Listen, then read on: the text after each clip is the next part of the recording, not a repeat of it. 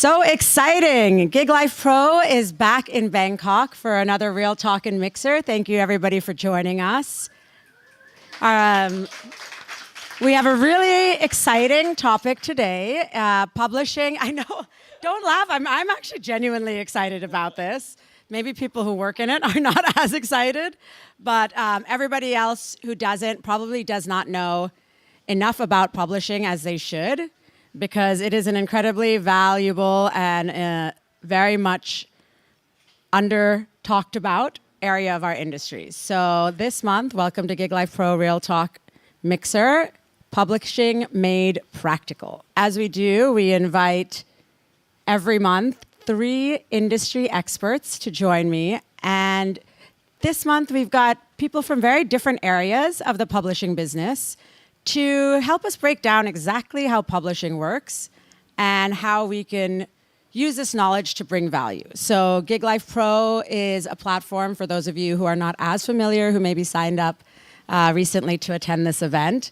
But we built this platform essentially to empower the music industry, both creatives and professionals, to grow their business globally through networking and education using platforms like this and events like this. So I like to start every one of my sessions by asking my panelists to introduce themselves. We do it through 3 questions. So Jace, I'm going to start with you. What was your first ever job in the music industry? What was a major win or major turning point in your career? Mm-hmm. And finally, very, very importantly, what exactly do you do today?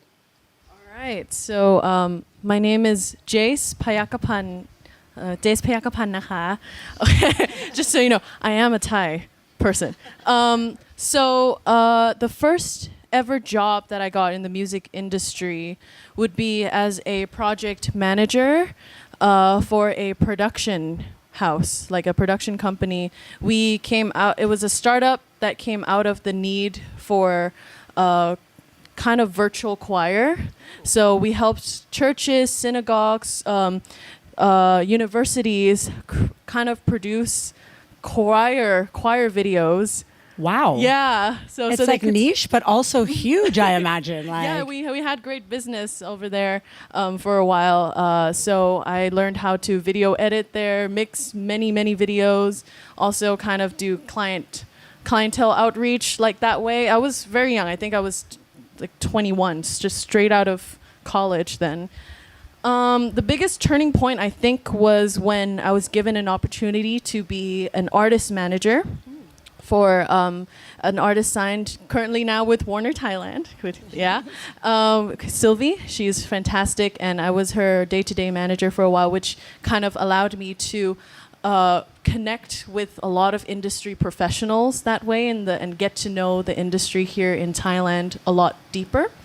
And what I actually do right now is I am currently running and co-founded the Songtel Sync, which is a sync agency based in Thailand, and we represent Thai catalog to export out into the world, and IT Music Publishing, which is the first independent music publishing company in Thailand.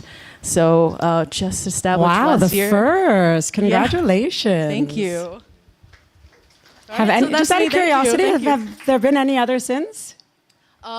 We hope so. Great. I hope this sparks a trend, right? Really, truly, I hope so. I'm not trying to gatekeep at all. The more, Wonderful. the merrier. I love that. Awesome. Okay, Mr. Tan, over to you. สวัสดีครับ my name is Tan. So my first ever job was when I was 19. So I did a band with my singer. So we were called Lipta, and we got a deal with a company called Love Is. But Love Is 20 years ago was owned by P-Boy Kosiapong. P-Boy Kosiapong is one of the top producer songwriters. So it was a dream come true working with P-Boy and Love Is 20 years ago. Yeah, so that was my first job. Thank you. My turning point, so we did our band, we traveled around 20 years, and then during that 20 years, I also produce and write songs for other artists as well. But I think my real turning point was when COVID hit, and all of us, all musicians, all of us, we stayed at home. We didn't do nothing. So we had a lot of time to think of what we want to do in the future, and then so me and Kato, we started our own music label. Yeah, so it's called Kicks Records, and we did it for 2.5 years already. And so that was a turning point, because I think it took a lot of courage for us during that time, and a lot of struggles, because I think we were very new to run a label, and but this year we had a lot of fun, because we had a few hit songs as well, and we had a band named Fellow, so they got #1. This called Dao Hang Hanlei. So yeah, so it was a very fun and very busy year for us as well. Congrats. Thank you. Finally, what exactly do you do today? So okay, I'm still in a band named Lipta. I also produce and write songs for other artists. I have a music label, Kicks Records, and also I'm a vice chairman at MCT, so Music Copyright Thailand. Yes. I love that everyone's looking back. Yeah, I'm like, what is my title? Okay, that's my title. Just double checking. Yeah, just double checking. Okay, thank you. Wonderful, thank you. Well, that's a lot of very useful experience for this topic specifically. Over to you, Matt. So do you need the questions again? I think I've got it. Okay. I think I've got it. This is on, isn't it? Everyone hear me?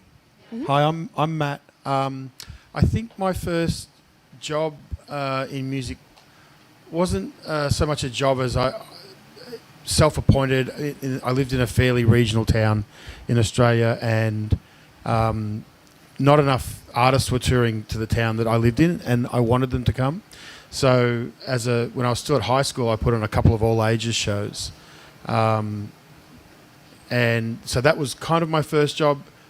After high school, I moved to Japan and talked my way into a job as a tour manager. Impressive. So that was my first job that someone else paid me for. A turning point was after I started a management company, and my first management client we had a #1 record with. Quite young, as quite a green manager, so that really locked me into that for a long time. I was, in music management, the highs are really high, and I think sometimes the lows are really low. But having a #1 record on debut is a real high. So I felt like I was forever, chasing that kind of moment again. I think maybe you know the feeling. Yeah, I feel like we can all kind of relate to that, why we're still in this business after all this time. But fortunately, my role now is the Vice President of Publishing, Vice President of A&R at Concord Music Publishing. And I'm involved with a lot of artists who have #1s. So I'm adjacent to #1, a lot more big records and exciting things. So, yeah. Wonderful, and the stability as well must be Right. must be wonderful from starting off with the unstable tour life. Yeah. Wonderful. Well, there we have it. We've got a great set of panelists here to walk us through this scary topic of publishing. Before we continue, I did wanted to quickly say a very big thank you to our partners, Juicy Music, who are here for the Hybe's final show this Saturday with a lot of joy and a lot of sadness, as well as the Orchard Global Distribution Company. So don't forget that we also have a mixer afterwards, and you have a chance to chat with our panelists, with our partners, with myself, with our team. So I hope you guys enjoy the rest of this conversation and that we chat some more afterwards. So to kick things off, before we get into opportunities, I think it's really, really important for us to go back to the basics. So Matt, can you please explain to us what exactly is publishing? Okay, so when we think about music copyrights, when we're talking about a single song, there's 2 copyrights. There's a master copyright or a sound recording copyright, and there's a composition copyright. As a publisher, we're concerned with the composition copyright. So the music that our songwriters and composers write, the compositions that they write, that's what we are as music publishers. We're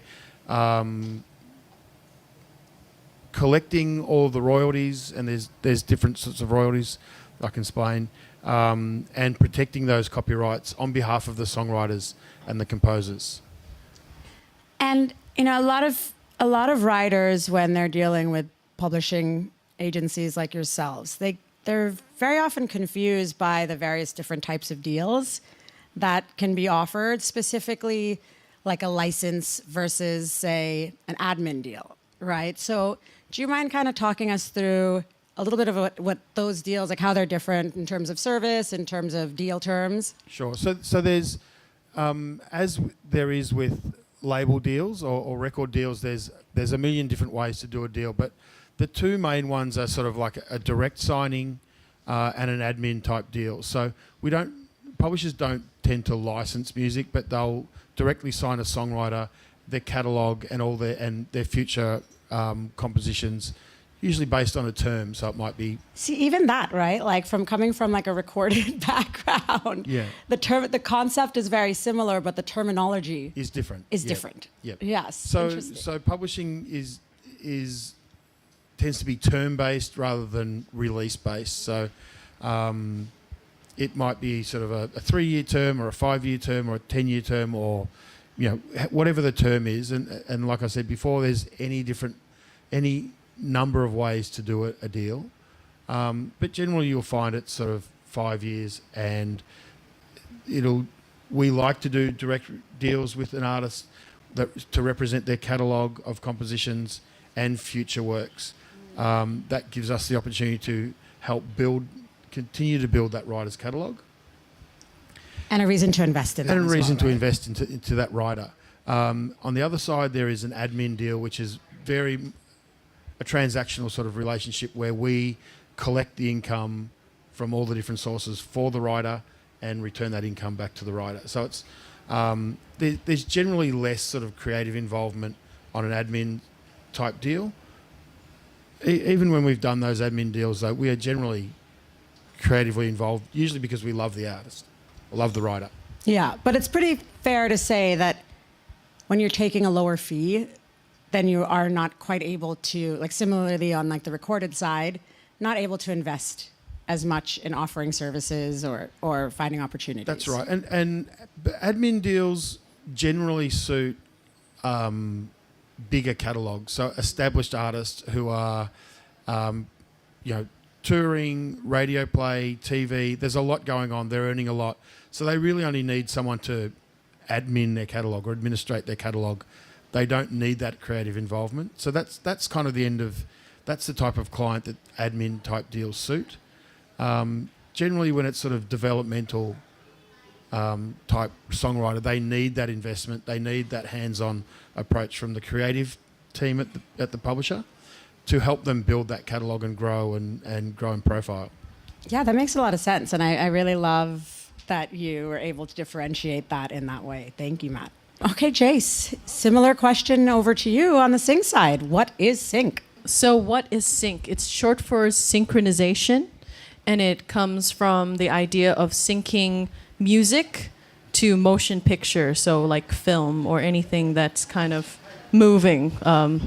And so with that regard, how it works, right? Hang on, I got notes. Like what? Yeah. I got notes. What? Let me prompt you a little bit. Really prompt you a little bit. Like, Yeah, so yeah. what kind of rights What kind are of- involved in a sync deal? Like, what kind of rights does an artist need to either control themselves or at least Yeah. have access to So for a sync deal? Right. A lot of times for a sync deal, they need to have the rights to the composition because the composition is being used, and usually publishers would help negotiate those deals. And that's why it's kind of cool to have a publisher, because they can help kind of advocate for the writer for the best deal possible for that song. And also sometimes, and most of the time, the labels also get involved because the recording is being used. There are cases where the composition's being used, but not the recording, because the whole deal can be too expensive for a certain, production. So maybe the publisher licenses and grants the license for the composition to have a cover done or like another interesting. recording. Yeah, so yeah. there's so That many makes different sense. ways. So the rights that are involved are exactly like the composition side and the master side. Like Yes. similar to what you would need to have in order to have your music on Spotify. Exactly, right. Yeah. Yeah. If we're going into technical terms, the ISWC for the composition, which is the code, like the special code for the song, and then the ISRC for the sound recording side. So, And yeah. then, you mentioned like syncing music to motion-y things. Can you be more specific? Like, what are the various industries that you engage with that are seeking to license music Oh, or that you could, do these kind of deals right. with? Actually, so many. I was like writing a list and it just kept going. So we got production houses, like commercials, advertisements. Those are very common. You see like in Apple ads, they have music sync. Like, I don't know if you guys know the Harry Styles music for sushi restaurant, that one. People were commenting, oh, that's perfect for an Apple commercial. So that type of thing. So that for commercials, we got films, movies, obviously. When you think of like Hans Zimmer, the big boys up there. Then we got even things a bit more obscure like social media, syncing to a post or something. Maybe you paid someone to post with your song.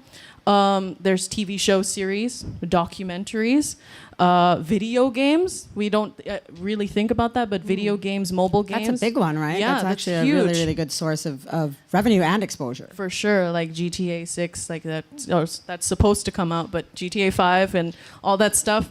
And then even podcasts, like syncing music into just audio. So it's not necessarily motion picture, but media.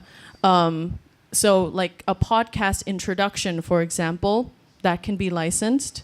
Oh, yeah. I mean, I hear that. You hear that, but you Right, actually like don't little actually jingles. think like, oh, Yeah, that's a good opportunity. Right, exactly. So sometimes it's not bought out, it's licensed. So that's way to make money that way too.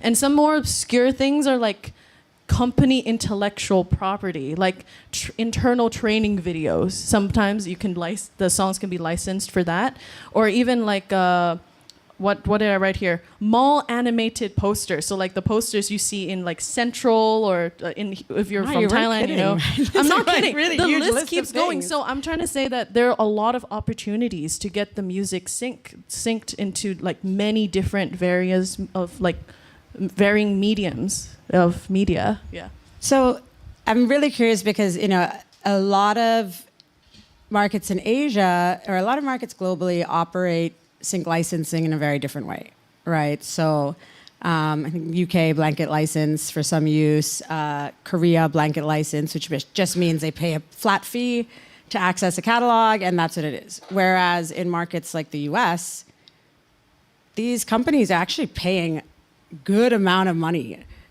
to buy the rights to use this. So how does it work in your experience in Thailand, or do you do stuff overseas as well? Is it more a promotional thing, or is there real money to be made? So within Thailand, I can't say I have much experience. I'll be honest. We represent Thai catalog exporting outside, so I don't think I'm in a place to say that, but.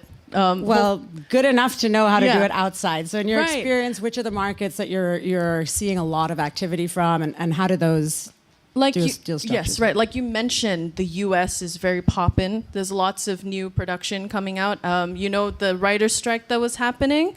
So now that that's been resolved, so there's a lot more production coming out. People are looking for new music. There are a lot of opportunities to get your music synced in like television and TV shows. Not television per se, but like series, like TV series. And in that regard,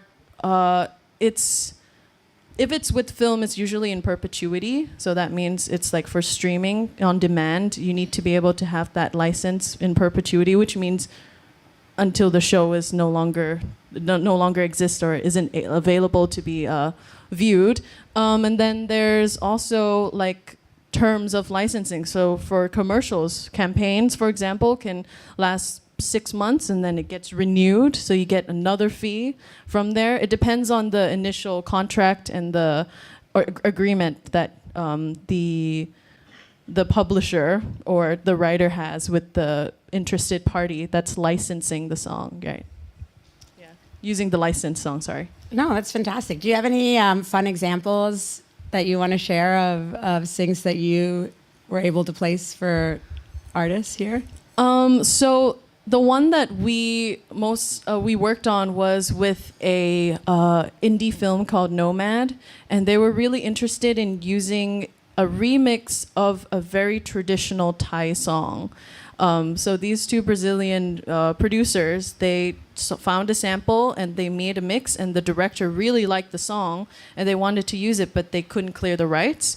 But I got on the phone, I cleared it within 2 hours, and we made bank, for a publisher in Thailand here, because they've been trying to find a way to use their catalog in many different forms, but they didn't know that this was accessible. And someone somewhere on the internet found it, and I was like, I'm gonna make something out of this.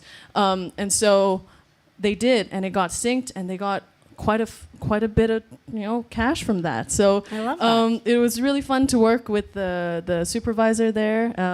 So it was awesome. That's great. Thank you. And so now over to MCT. Are you ready for this?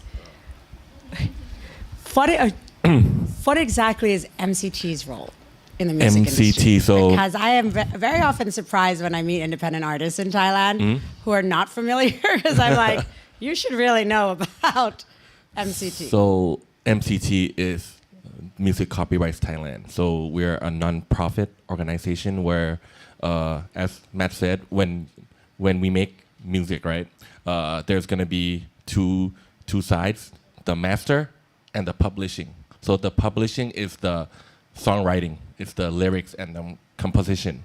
So MCT take cares of the publishing side, which is the songwriter part. So what we do is we take care. So suppose if you want to be a member with us, so you join us, no fees, and These are all my questions, so this is great. You're answering all my questions. So no fees. There's a lot of MCT staff here. We then gonna take your name and up to the global database, where it's gonna be located everywhere around the world, because MCT is also a member of CSAC, which CSAC is the how do you say, it's like the mothership of the world and then of collection societies, yes.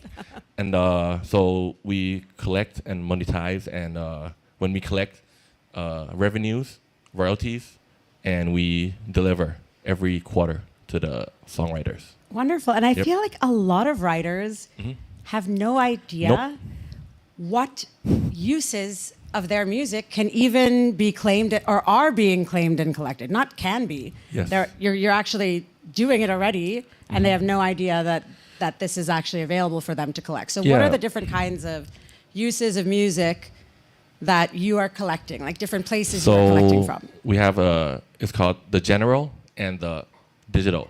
So general is mostly, live performance, music in TV shows, music in hotels and restaurant. And of course, digital is, YouTube, Spotify, Apple Music, etc. So, but the thing about MCT and the music copyright is that a lot of songwriters and artists in Thailand still doesn't know that, there is cash here.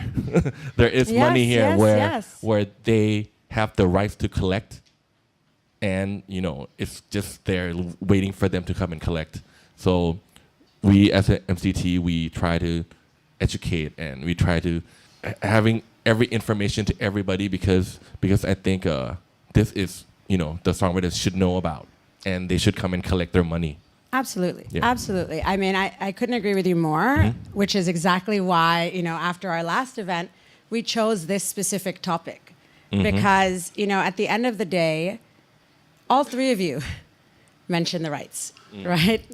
Master and composition. Master, we throw this around, but it's so fundamentally important to have this area of ownership super clear, to do basically anything in the music industry or build any sort of career from that. So I think a lot of artists, especially in today's day and age, where it's such, I mean, in every day and age, music is so collaborative, right? Yep. So, Matt, since you work specifically, sorry, with writers, and how do you see people splitting and clearing up this rights issue amongst themselves if they are all like collaborating to one song versus, say,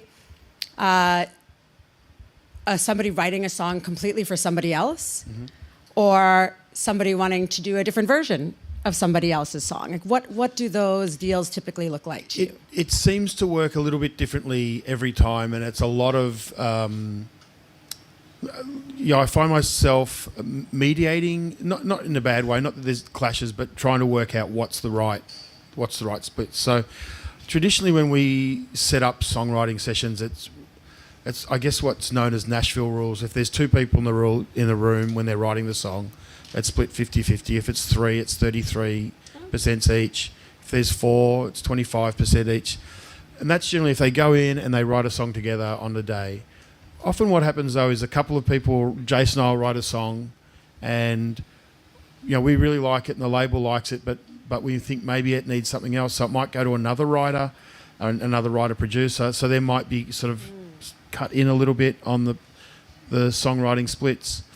That stuff's fairly simple. I think when we do a lot in the K-pop space and pop space in the US, where there's a lot of different hands touch a song, there's a lot of different top liners involved, and it becomes quite a scientific calculation in terms of bars of lyrics, and melody and lyric get split. So we've had songs where we've submitted a top line and they've said, we love the pre-chorus, we're going to change the lyrics, so we're keeping the melody, so your share is, so it's out of 72 bars, it's 8 bars total, and it's going to be 5.6%. So I find I had no idea it was so calculated like that. I quite enjoy that level of science. You kind of can't argue with that. It's like less issues moving forward, right? But on the flip side, sometimes we've got tracks in the US where a writer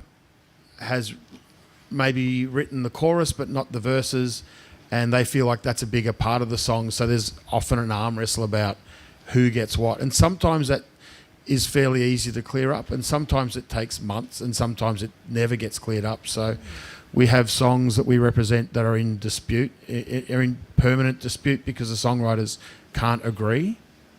And I think there's some fairly famous cases of that, like D-Light's Groove in the Heart was in suspense or dispute for I guess years. you just didn't realize how often that happens, Yeah, right? Because we hear about like the highest level ones, but it probably happens more often than not not the high level ones who don't have like people like yourselves guiding them through this process from the beginning. I mean, the exception is that there is a dispute or an issue. It's not the norm. There's I think more and more people are fairly pragmatic about how splits are divided, when a song's written. The other way around, when somebody wants to cover a song, like how do those deals, like how do we value that, right? Because you see some people doing this, not allowing it, first of all, right? There's some people who do not allow Sometimes it happens. people to cover, and then otherwise, like how do you value that? It's interesting, and it's very case by case, because for some writers who have written a song that, let's say, maybe was a hit 20 years ago, it's great to have a new master out there that kind of revitalises their catalogue, or that new master, strikes another wave of income for that song. So case by case, there's a lot of writers who are really happy for that to happen. Mm-hmm. Some writers, or some writers can sort of say, we're happy for you to cut it, but we want the final say. Once we hear it, we're happy with that's it. good to know that there is that kind of level of control as well. But usually it's pretty straightforward. If someone wants to cover a song, provided it's registered to the original writers, you don't have to really ask permission to cut a new master. Good to know. Thank you. And Jace, for artists, like we were talking about rights as well, right? Yeah. Like, and I'm sure you've got a lot of artists that are interested in working with you. Mm-hmm. What information is valuable for them to approach you with in terms of like information about the song, as well as just information about them? And how do you generally like to have like this information presented to you? Sure. So first and foremost, a lot of people who are interested in using the music, if they cannot clear all the rights, it is very unlikely they will use it. They straight up was like, if this is not, if I can't clear it right away within 24 hours, I'm not going to use it. And that becomes a lot of missed opportunities for songs that aren't properly registered. So I highly recommend looking into making sure all the songs are registered. And what is registration? It means making sure your metadata is One of our clear. favorite words. Comes up like once a metadata. panel. So metadata is this data behind any song. So on the composition side, we have the IS, like I said it before, the ISWC, which is the special code for each song. And it gets assigned by the PRO that you register the song with. So in this case, like MCT would assign an ISWC to that composition. And that unique code travels with that song everywhere. And not only that, on the composition side, you need to have all the writer data, which means every single writer is accounted for, every single percentage can be cleared. That means if there is a writer who owns 2% and they say no, then that song cannot be granted a license, right? So everything has to be accounted for, and that's sometimes why you have publishers to help with that too. Actually, to your point, right? Like this Yeah. is really why it's so important who you give these points to. And when those registrations are done, if there is a publisher attached to a writer, that they need to be involved in the conversation for licensing as well. The licensor can't license it directly with a writer. They would have to license it via a publisher if the publisher was attached. It's like a lot of stuff you need to prepare in advance, Right. Especially with such short turnaround windows. Exactly. So with that, like in Thai, publishers are actually ตัวแทนนักแต่งเพลง, which means they're the representative of a writer. That's literally the translation. So we don't say publisher เผยแพร่, not like a book, but it's ตัวแทนนักแต่งเพลง, writer representative. Yeah. Interesting. So yeah, that's the terminology we use in Thailand, just putting it that out there. Yeah. So yes, you would have to go through the publisher if the writer is signed with a publisher, and they have to clear that too. And then you have the master side, which is also part of the metadata, the ISRC, which labels or distributors tend to be the one to assign to the song or that particular recording. And you do need to have like a list of performers. If they have a share in that, they need to also be taken accounted for and ask for permission before that license is granted. And so sometimes, and that's where sync agencies come in, we help make sure that all of this data is pre-cleared, or at least it can be taken accounted for. And we present these songs and the songs that are in our catalog that we can say fully like, yes, we know who owns these songs. We know the rights. We can clear this for you and for your use. And so that creates trust in that regard. So what's involved with it? You do need to have, obviously, the audio file. You need to have the metadata.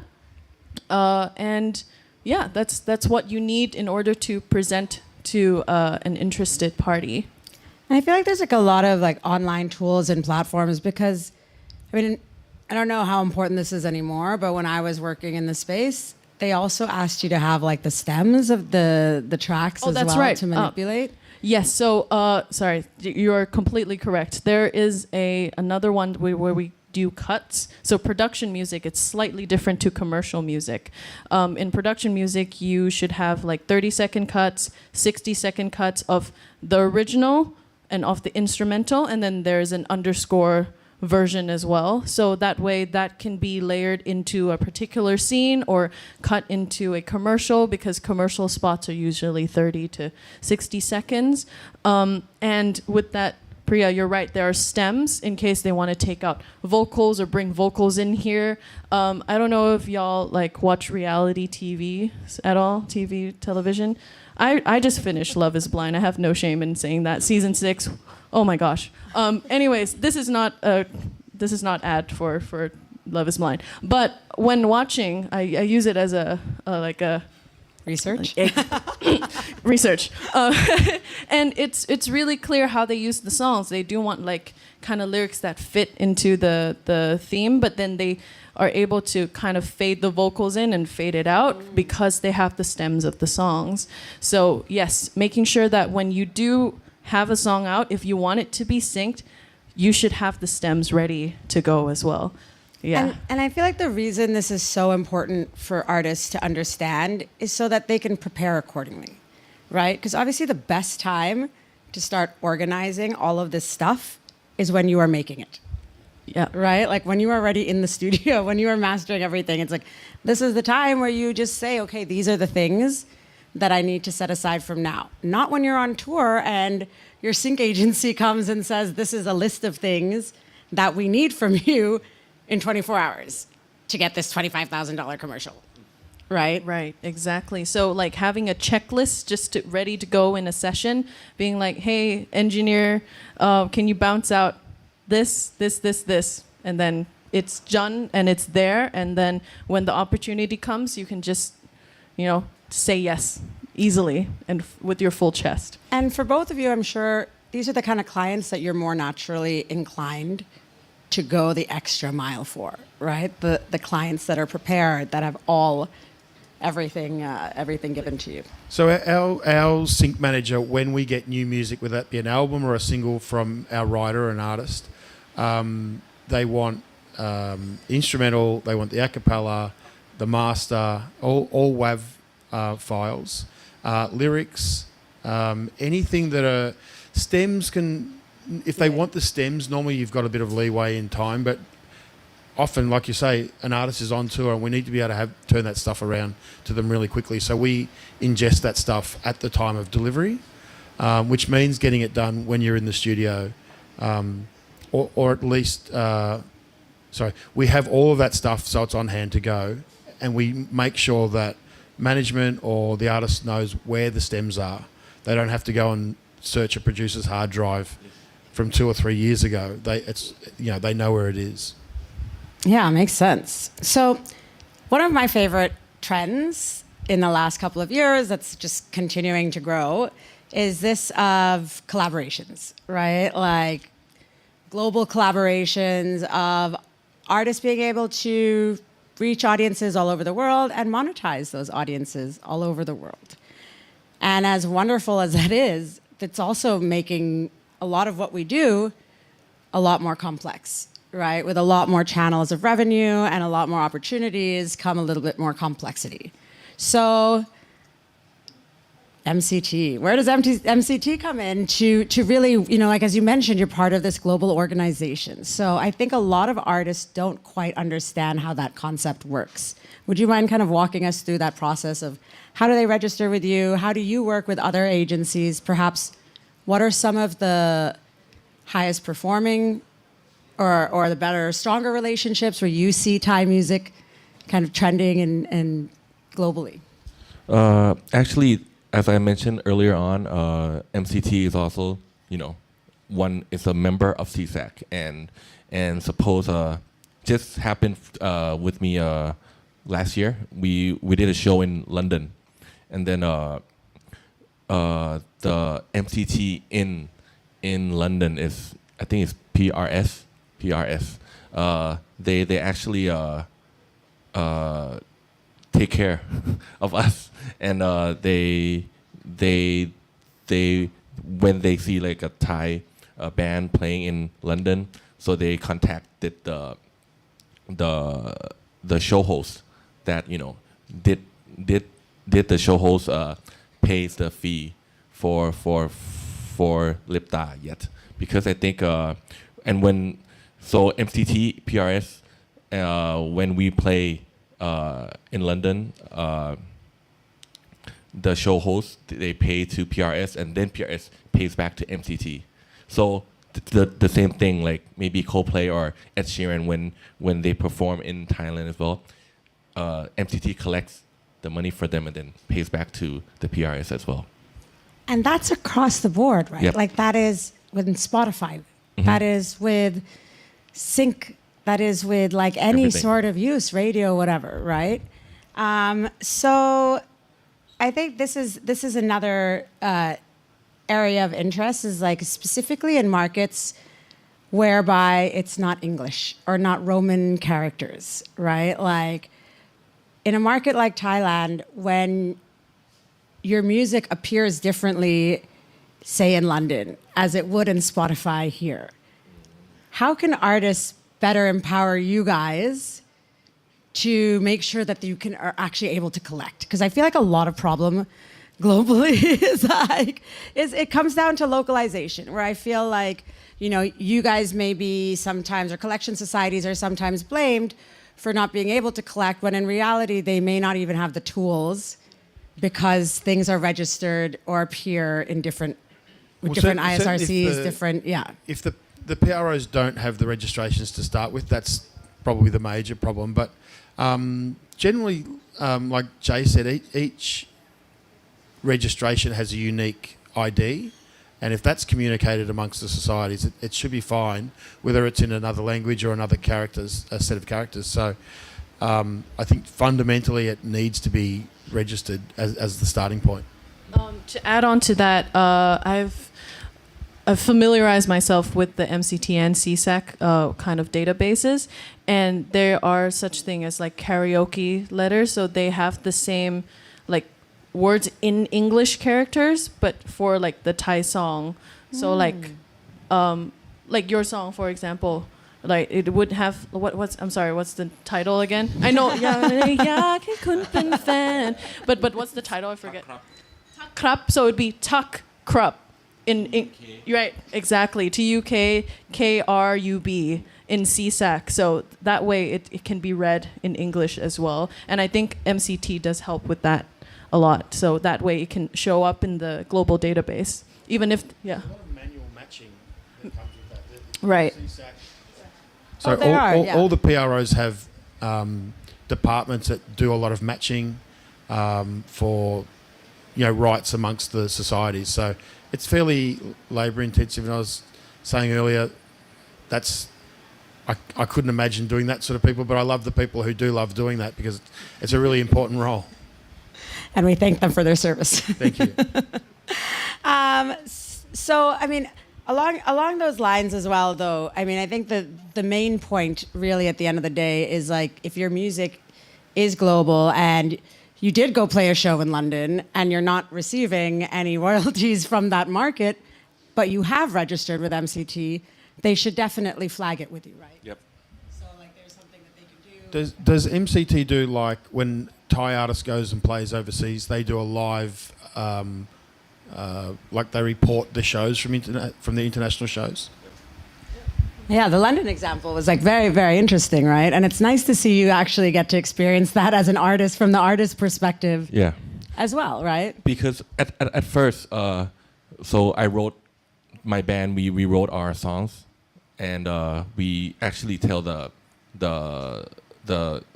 show that there's no need to pay for the royalty because actually it's our song.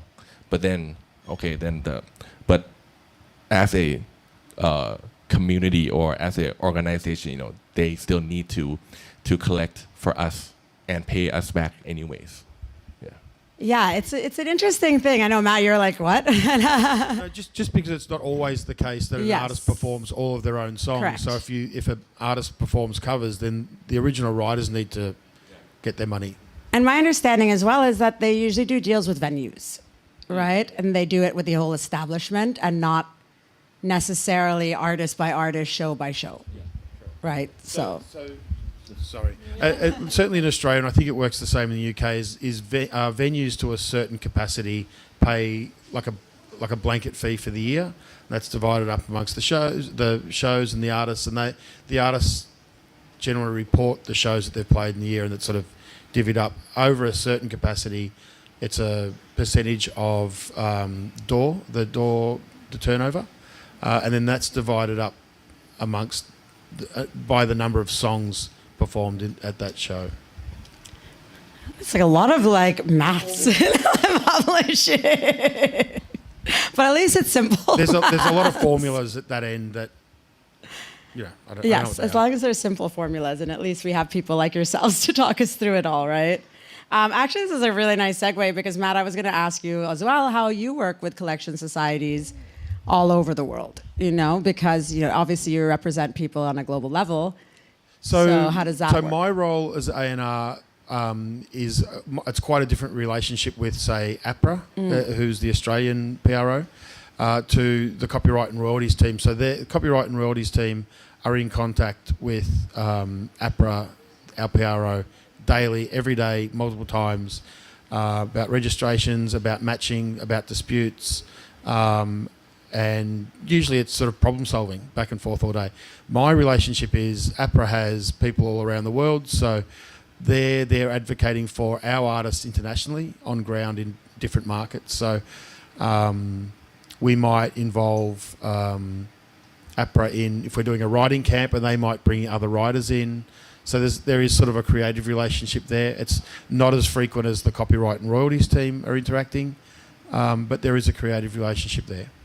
And it sounds like quite a proactive, like an active relationship, because a lot of us sort of think they just sit around and collect. Well, I think you know, like as want you the hear the same word thing. collection so much. Ultimately, we want the same thing. Is the PROs have their writer members, and they want great things to happen for their writer members, just as we want great things to happen for our writers. So the goal is sort of the same on the different side of the fence, but we're trying to achieve similar sort of things or similar sort of results for the writers.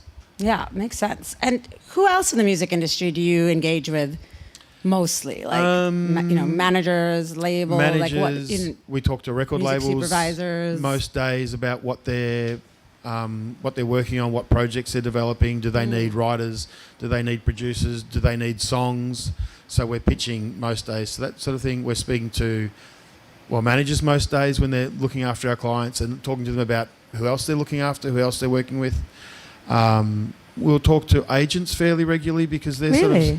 they can tell us that this artist is doing 500 tickets in this city and 600 tickets in that city, and they might not be popping up on radio or sales necessarily, but they can tell us who's developing an audience. So that's sort of from an A&R research point of view. We're talking to those people to find out what's out there, what's happening.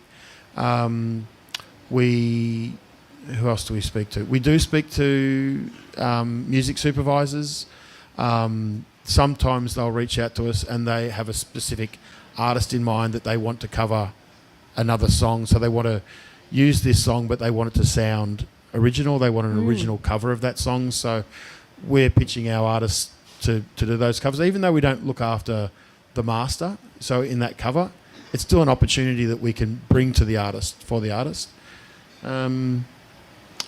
Yeah, I feel like there's a big trend right now for Hollywood and Netflix and all that to get artists from well-known artists and have them kind of create original content for them. We've had an artist last week who's not a New Zealand artist who's not very well known, but has a very kind of a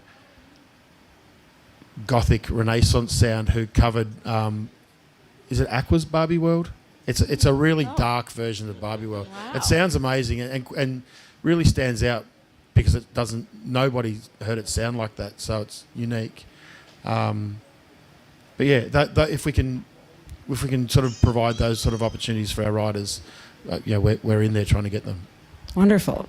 And I feel like nowadays for a lot of artists, it's a real struggle to determine how to choose an opportunity or whether it's a good opportunity based on things like how it can help you reach a new audience versus how much it's actually putting money in your pocket today, right? So maybe, Sync is a really good example of this, actually, Jace. So, I guess, how do you help artists determine, or, do you have a sort of like internal checklist of like, this is how valuable this opportunity should be for this artist, when you're negotiating, for example, with music supervisors?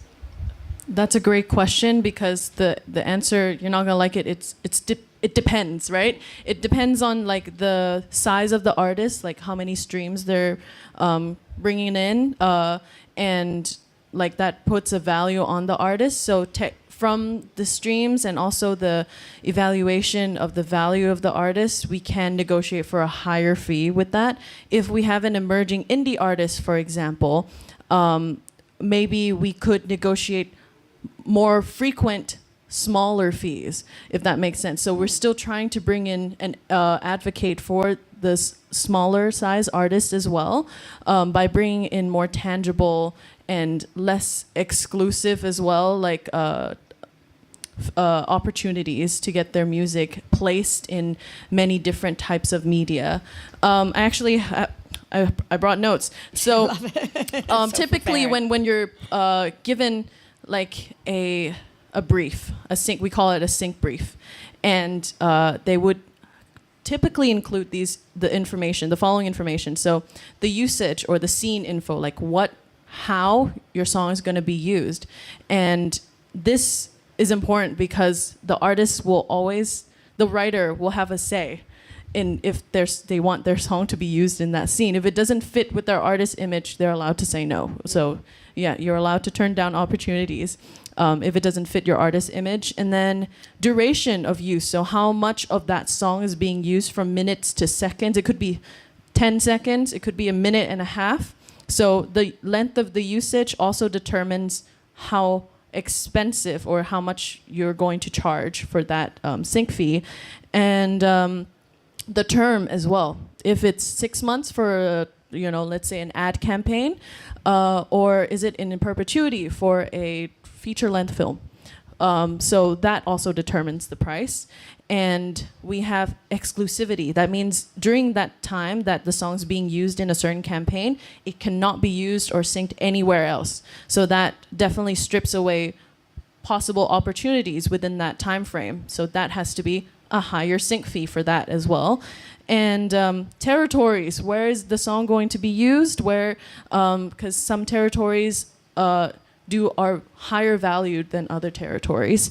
And then there's different media types as well. And yeah, that's it. And the fees that you would get with that.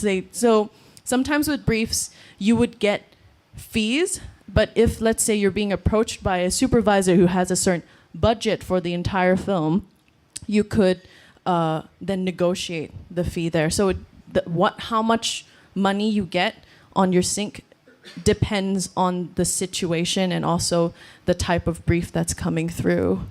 I feel like this is all so valuable as well because for a lot of us, we feel like your area of the industry is very passive.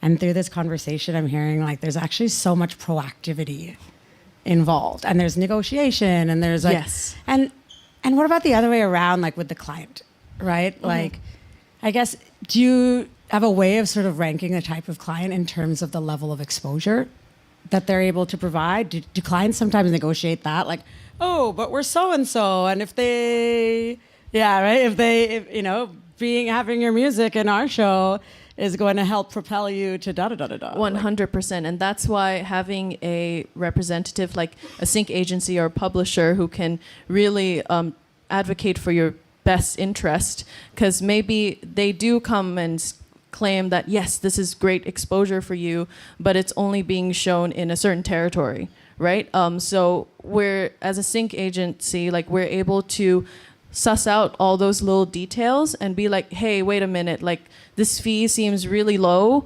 especially for like the exposure we're gonna get. So we have to, so it's weighing that option. Yes, you're right. There are some clients that do come and try to lowball for sure, because they're also trying to save budget, of course, because the more music they can get for less money, the better, right? But it also means that the artist isn't getting the money. So there has to be a happy middle ground, and yeah, between the two. So that's where the conversation happens. Yeah, I mean, it's really nice to know that there's like people to champion you in this way, because obviously for a lot of independent artists across Asia, these services are all very new, and it's an opportunity for artists to inadvertently give up too much very early, and then it's really hard to take that back. So this is all really, really valuable.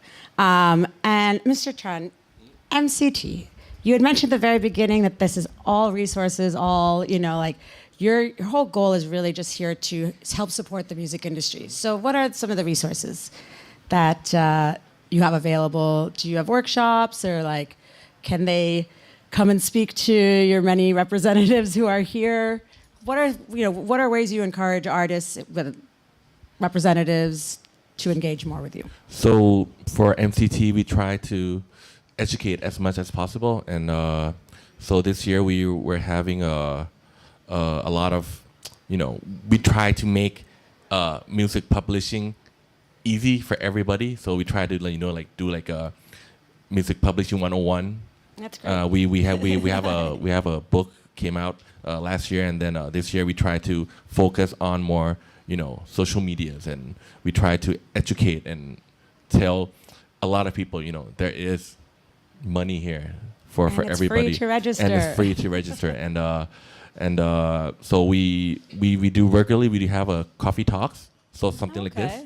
So we have a few months, like maybe once in 2-3 months, and then we try to have we at the end of the year we try to gain as much membership as possible, and then we have like a event, and maybe this year we're gonna have like a songwriters event as well. So wonderful. So we try to, as much as possible, like all of our, like, suppose so the chairman is Pika, right? Pika is one of my idol. Actually, he's in a groove writer band, and then so in our panel we try to have a lot of songwriters, artists, label managers, and so we can educate everybody about what music copyright is, why is it so important. Wonderful. That's so great to hear, and it's really, really encouraging to know that artists and industry have resources like this available to us to tap into, so we don't miss out on any opportunities moving forward. This actually concludes our Real Talk hour. That went by quite quickly. I do have a minute or two left. If anybody wants to add any final thoughts, we can open it up for 1 or 2 questions. So anybody has 1 or 2 questions, feel free to put your arm up. I actually don't have anything to add, but I'm up for questions. You're up for questions. Okay, you seem really excited to keep going. Does anybody from the crowd have any questions for our panelists today? All right, in the back, Andy.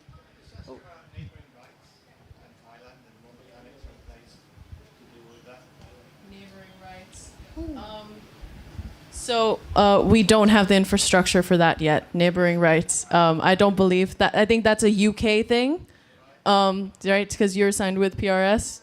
Yep. So yeah, we don't have that currently, but PRS does. Yeah. Do you have plans to have neighboring rights? What is neighboring rights? I know a lot of the time, the issue, with a lot of this stuff, to be honest, Andy, is the terminology, right? Especially if something doesn't exist here, like the legality behind that is not in place. Then this is, I think, happening on a global level between PROs where they collect different things, right? So if they're keeping something that is not collected here, you wouldn't even know to ask them for that. Right? So now I feel like this is why these conversations are important. And maybe during drinks, you can talk a little bit more about what neighboring rights are. Because I'm sure more than anything, like, it's something that you'll want to do more of. Okay, need from Yes, please. MCT also, actually. In terms of the neighboring right, it's used in European countries, right? Okay, here we have phono right, which is represent the label, which is like neighboring right society in Thailand. Yes, we have Kun Khao here, which is so the chairman of, not anymore, right? I love this. Yes, right. We have phono right. Yes, member is labels in Thailand. Yep. Hi, I am Pai from Thailand. So My question is to Jace, just in case. So I've been helping with the Department of Intellectual Property on the database of Thai music. And I wanted them to be able to provide the information on Thai music copyright, the owners of publishing and also recording rights to be public. And that would help export Thai music much, much better, as there's much demand for Thai music for sync, for example. But the thing is, because of that ability to access that kind of data would open up to a lot of competition. And your business is sync, right? So do you think it would be a good thing for you or not a good thing for you regarding that competition and also accessibility to that database? Okay. Oh, that's okay. I got it. So that's a great question. I think, honestly, having it in public knowledge is probably good. I might get a bit of backlash for that, but it's because we still have the language aspect, which makes us still important to help navigate that. Because Song Tao Sync, right? We work bilingually. We help negotiate for contracts in English with our clients, and then our interested parties who are in English, and then our clients who rely on us in Thai. So we are able to use that language, because there's still a language barrier there that prevents trust from being built, especially where labels here in Thailand aren't, especially indie labels, aren't confident going into a sync deal if they don't know or understand the terms. And so someone like myself, I'm able to translate and able to negotiate and advocate for the clients the best that I can, and everyone knows the deal and is transparent about it. So even if it is public knowledge, it brings interested parties in even more, because they're like, I can license this, but then there's still a language barrier, which you and I can help navigate with. Yeah. Right? Yeah. So good for competition. Honestly, I mean, it just shows, right, like how valuable and how important it is for us to have these kind of open conversations, and especially cross-culturally, right? That's one thing I've really, really resonated with me in the last few years, is very often you can think that you're having the same conversation, but actually have a parallel conversation just because you don't know what you don't know, right? So I think when we get to come together like this and learn about different elements, it allows us to do better at what we all do. So with that, thank you, everybody. Everybody who came from all over Bangkok, who came from beyond, from Australia, from China, from all over, all our members. Please stay with us and enjoy some drinks, some further connections, some further conversations. You can have more specific conversations with everybody while we have drinks out there as well. So thank you, everybody, and we look forward to the next one.